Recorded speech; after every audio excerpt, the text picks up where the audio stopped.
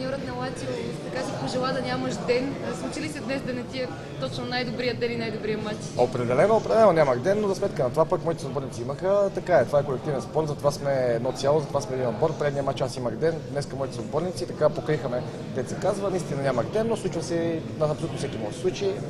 Ще се разширя на следващата среща. Предполагам, за първи път се радваш, когато си допусна 3 гола.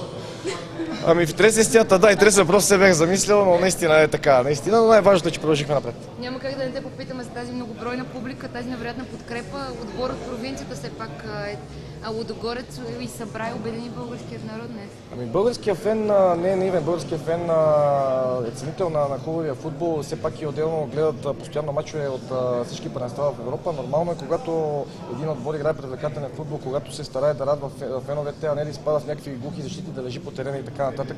Нормално е хората да се радват. Отделно, знаете, последните години така нямаме много радости в футбола и наистина така може би се явяваме като бяла лястовица последните години нашия отбор.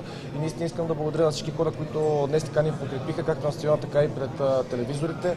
Надявам се за напред да продължават да ни подкрепят и бих отправил апел към такива фенчета, които са там, не казвам, че са всички такива, някакви фенчета, по време на стадионите, тези там на Левски или се не знам на кой са, стоят си вкъщи, няма смисъл да загрозяват това нещо, защото стават на срам пред цяла България. Наистина още един път едно огромно благодаря на всички хора, които ни подкрепиха. Очакваме и на стадиона и на матча с Валенсия. Имате ли сили за преборите в нас?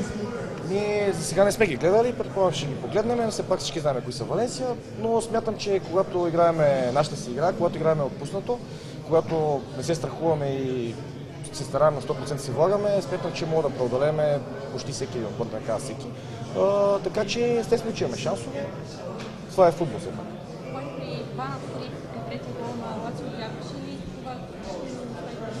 Какво си мисли в този миг? Ами, смятам, че абсолютно всички вярвахме на последната секунда и точно затова и успяхме да вкараме трети гол, така че наистина вярвах, че имаме сили.